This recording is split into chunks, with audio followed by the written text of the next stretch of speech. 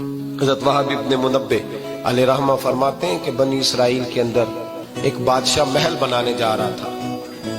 محل آج بھی جس آدمی کی سوسائٹی کے اندر 2-4 کلے 2-4 ایکڑ کسی غریب کے آ جائیں، وہ یا تو اسے دھمکاتا ہے یا بلیک میل کرتا ہے، کچھ نہ ہو سکے تو پھر قتل ہی کرا دیتا ہے معاذ اللہ. اور یہ خبریں عام ہمیں سننے پڑھنے اور دیکھنے کو ملتی ہیں. بادشاہ محل بنانے جا رہا تھا. ایک غریب بی بی رہتی تھی، اس کی جھونپڑی بادشاہ کے محل کے نقشے میں آتی تھی. بادشاہ نے کہا بی بی منہ مانگی قیمت لے لو، خالی کر دو یہ مکان. بزرگوں کو اپنے جھونپڑیوں سے بڑی دلچسپی ہوتی ہے. بچے سوسائٹیوں میں چلے جاتے ہیں، ابا جی کہتے ہیں مجھے گاؤں میں رہنے دو، میرا یہی دل لگتا ہے، مجھے اس گھر سے دلچسپی ہو گئی.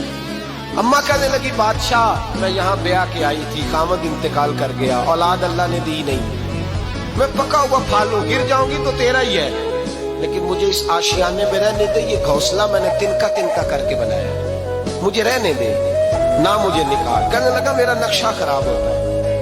بی بی سارا دن مکان میں بیٹھی رہتی کہ میری جھونپڑی ٹوٹ نہ جائے. ظالم کی نظر میں آ گئی ہے کہیں میرا یہ آرزوؤں کا محل چکنا چور نہ ہو جائے. سارا دن ڈیوٹی کرتی. بادشاہ نے بھی 2-4 سپاہی کھڑے کر دیے، جب گھر سے نکلے تو بلڈوز کر دینا، مکان کو گرا دے. وہ خاتون کتنی دن بندہ بیٹھ سکتا ہے. ایک دن سر شام گھر سے نکلی، 2-1 گھنٹے کے بعد واپس آئی تو مکان گر گیا تھا، دیوار بن گئی تھی. حضرت وہب ابن منبہ فرماتے ہیں بس اس نے دعا کی تو رب کریم نے وہ شہر سارا تباہ کر دیا. اس بی بی نے 2 جملے کہے تو الٹ پلٹ دیا وہ سارا شہر. میرے نبی کریم علیہ السلام نے فرمایا جب مظلوم کے ہاتھ دعا کے لیے اٹھتے ہیں تو عرش کا مالک آسمان سے کہتا ہے کھول دے سارے دروازے، اس کے بیچ کوئی پردہ نہیں رہنا چاہیے، آنے دے.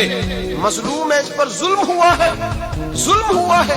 لوگ کہتے ہیں میں بے چین رہتا ہوں صاحب، مولانا صاحب پیر صاحب، وہ گھر کے کونے سے چیخنے کی آواز آتی ہے، کوئی دم مل جائے، کوئی تعویذ ہو جائے، کچھ ایسا ہو جائے کہ بچت ہو جائے، کوئی ایسی پھونک لگ جائے کہ آرام آ جائے. تو میں کہتا ہوں بھائی اگر بڑے دم کرانے سے بھی فرق نہیں پڑا، اگر بڑے تعویذ لینے سے بھی چیخیں بند نہیں ہوئی، تو ذرا ٹٹول کے دیکھ لو کہیں کسی یتیم کی آہیں ہی نہ دفن ہو وہاں، کہیں کسی غریب کا گوشت تو نہیں دبا لیا، کہیں کسی کو لوٹ کے تو دیوار نہیں بنا لی، کہیں کسی کا مکان پہ قبضہ کر کے تو نہیں بنایا. اگر لوٹ اور حرام کا مال ہو تو پھر چیخیں بند نہیں ہوتی، پھر سکون سے سویا نہیں جاتا، پھر وہاں آرام کی نیند نہیں آتی.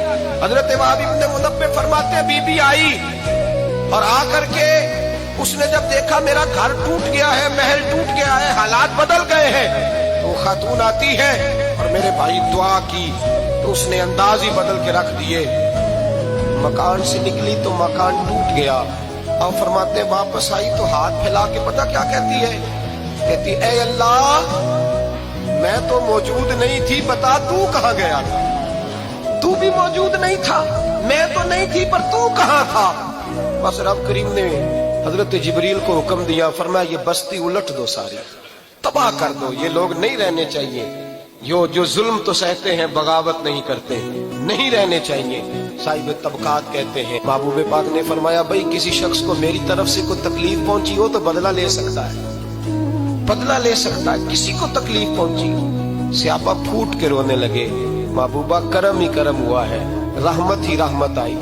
آپ کے بارے میں گمان کرنے والا بھی دائرہ ایمان سے نکل جائے گا. حضور آپ کیا فرما رہے ہیں؟ فرمایا نہیں بھائی اٹھو.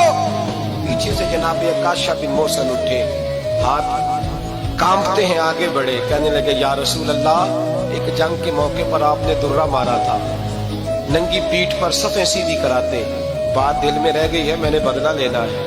نبی کریم نے فرمایا بلال دوڑ کے جاؤ، فاطمہ کے گھر درہ پڑا ہے، درہ لاؤ. سیدنا بلال حبشی کہتے میں گیا، دستک دی سیدہ طیبہ طاہرہ. حضرت فاطمہ فرمانے لگی بلال کیسے آئے ہو؟ اماں جی وہ درہ چاہیے تھا. سیدہ کو تشویش ہوئی، کہنے لگے بلال نہ تو جنگ پہ جانا ہے، نہ جہاد ہے، نہ کوئی ایسا موقع ہے، حضور کی تو طبیعت مبارک بظاہر بڑی علیل ہے، درہ کیا کرے گا؟ حضرت بلال عرض کرنے لگے اماں جی ایک صحابی بدلہ لینے لگے ہیں. صاحب طبقات نے جملے لکھے ہیں، کہتے ہیں بی بی صاحبہ نے درہ بھی دیا اور امام حسن حسین کو بھی باہر نکالا.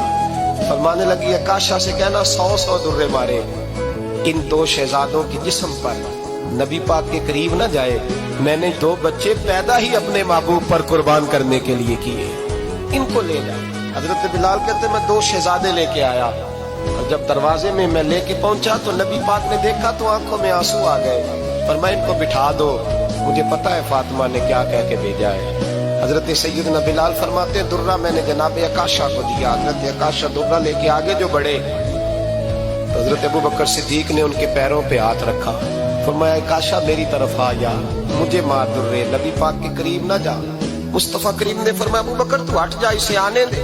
फरमाते मैं चंद कदम आगे गया तो मौला अली शेर खुदा ने मेरे पैर पे हाथ रखा, कहने लगे अकाशा सोच तो सही तू क्या कर रहा है। हुजूर ने फरमाया अली हट जाओ, मेरा और उनका मामला है। जनाब अकाशा आगे बढ़ रहे, नबी करीम ने फरमाया मैं अपनी उम्मत को दर्श देना चाहता हूँ, खबरदार खबरदार जिंदगी में तुम्हारे हाथ से जुबान से किसी को तकलीफ ना पहुंचने पाए, खबरदार। याद रखना वो माशरे बिगड़ जाते हैं, वो माशरे तबाह कर दिए जाते हैं जहाँ जुल्म होता है, जहाँ ज्यादती होती है, जहाँ लोगों को सताया जाता है। महबूब करीम के करीब आए हजरत अकाशा, हुजूर मेरी पीठ नंगी थी, आप भी जरा कपड़ा हटाइए। नबी करीम ने पीठ से कपड़ा हटाया, जनाब अकाशा ने दुर्रा जो उठाया तो सहाबा की चीखें निकली। हजरत अकाशा ने दुर्रा दूर फेंका, हुजूर के बतने अतहर से लिपट गए, चूमने लगे, कहने लगे हुजूर वो तो सफे सीधी कराते लग गया था, आपने कहा मारा था। या रसूल अल्लाह मैं तो बहाना बना रहा था कि जाती दफा मुझे वजूद चूमने का मौका नसीब हो जाए, मुझे ये मौका नसीब हो जाए। मेरे हबीब ने फरमाया जिसने जन्नती देखना हो मेरे अकाशा की जियारत कर ले।